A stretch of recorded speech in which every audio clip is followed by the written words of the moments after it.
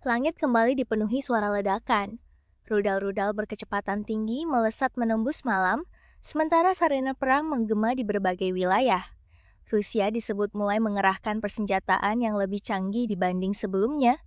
Di sisi lain, negara-negara NATO meningkatkan kewaspadaan dan terus memantau setiap pergerakan. Apakah ini hanya strategi tekanan atau awal dari babak konflik yang lebih besar? Simak hingga akhir karena setiap perkembangan dapat mengubah keseimbangan kekuatan dunia. Dalam beberapa hari terakhir, perhatian dunia kembali tertuju pada kawasan Eropa Timur. Berbagai laporan menyebutkan meningkatnya intensitas serangan dan penggunaan sistem persenjataan jarak jauh. Rusia terus berupaya mempertahankan keunggulan di medan tempur melalui kombinasi rudal, drone, dan sistem artileri. Di sisi lain, negara-negara barat terus memberikan dukungan kepada Ukraina dalam bentuk bantuan militer dan pertahanan udara. Ketegangan ini membuat banyak pengamat menilai bahwa konflik memasuki fase yang lebih kompleks dibanding sebelumnya.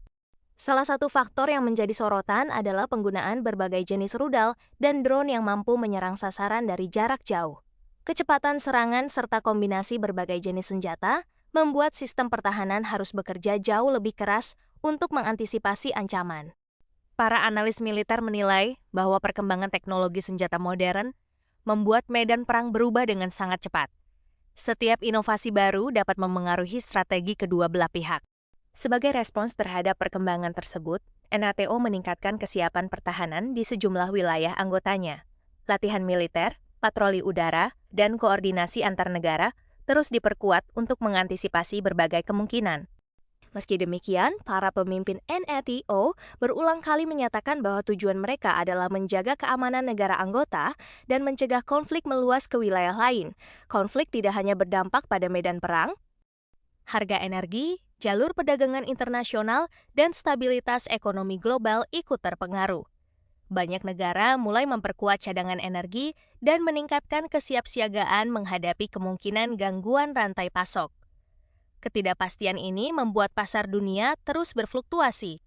Perang modern kini bukan hanya soal jumlah pasukan, drone, rudal presisi, sistem pertahanan udara, hingga peperangan elektronik memainkan peran yang sangat besar. Setiap pihak berusaha mencari cara untuk mengungguli lawan melalui teknologi, strategi, dan kecepatan pengambilan keputusan. Banyak pengamat memperingatkan bahwa setiap peningkatan serangan dapat meningkatkan risiko eskalasi. Semakin banyak negara yang terlibat secara tidak langsung, semakin besar pula tantangan untuk menjaga konflik agar tidak meluas. Karena itu, berbagai upaya diplomasi tetap dilakukan meski situasi di lapangan masih sangat dinamis. Setelah bertahun-tahun berlangsung, banyak orang bertanya, mengapa konflik ini belum juga berakhir? Jawabannya tidak sesederhana menang atau kalah. Kedua pihak memiliki kepentingan strategis yang sangat besar. Setiap wilayah yang dipertahankan memiliki nilai militer dan politik yang tinggi. Di sisi lain, dukungan dari negara-negara barat kepada Ukraina terus berlanjut dalam berbagai bentuk, mulai dari bantuan ekonomi, pelatihan militer, hingga sistem pertahanan. Sementara Rusia juga terus memperkuat kemampuan militernya dan berupaya mempertahankan posisi yang dianggap penting.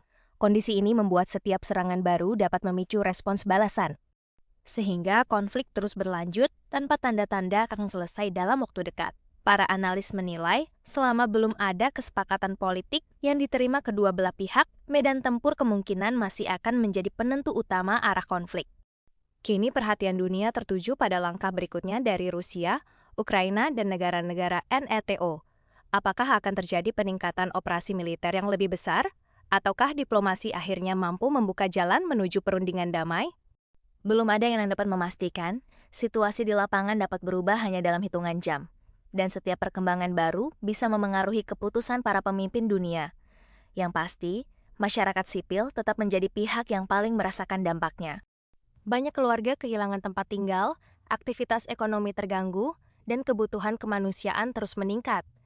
Dunia berharap konflik ini tidak semakin meluas dan berbagai upaya diplomasi dapat mengurangi kekerasan. Hingga saat itu tiba, perkembangan situasi akan terus menjadi perhatian masyarakat internasional. Setelah berbagai perkembangan yang terjadi di medan perang, dunia kini berada di sebuah persimpangan yang menentukan. Di satu sisi, Operasi militer masih terus berlangsung di berbagai wilayah. Di sisi lain, berbagai negara dan organisasi internasional terus menyerukan agar konflik tidak semakin meluas. Setiap keputusan yang diambil oleh Rusia, Ukraina, maupun negara-negara pendukungnya akan menjadi sorotan dunia. Satu langkah yang keliru berpotensi meningkatkan ketegangan dan memperluas dampak konflik ke kawasan lain. Sementara itu, negara-negara Eropa terus memperkuat sistem pertahanan mereka sebagai langkah antisipasi. Latihan militer dilakukan, pengawasan wilayah udara ditingkatkan, dan koordinasi antar negara diperkuat. Langkah-langkah ini dipandang sebagai upaya menjaga kesiapan jika situasi berubah secara cepat. Di sisi lain, berbagai pengamat menilai bahwa kekuatan militer saja tidak akan cukup untuk mengakhiri konflik. Pada akhirnya, penyelesaian jangka panjang kemungkinan tetap membutuhkan jalur diplomasi dan perundingan yang melibatkan berbagai pihak. Bagaimana menurut Anda? Apakah konflik ini akan menemukan jalan menuju perdamaian melalui diplomasi atau justru terus berlanjut dengan eskalasi baru? Tulis pendapat Anda di kolom komentar. Jika Anda ingin terus mengikuti perkembangan geopolitik dunia dengan pembahasan yang informatif dan mudah dipahami, jangan lupa tekan tombol like, subscribe, dan aktifkan lonceng notifikasi agar tidak ketinggalan video terbaru.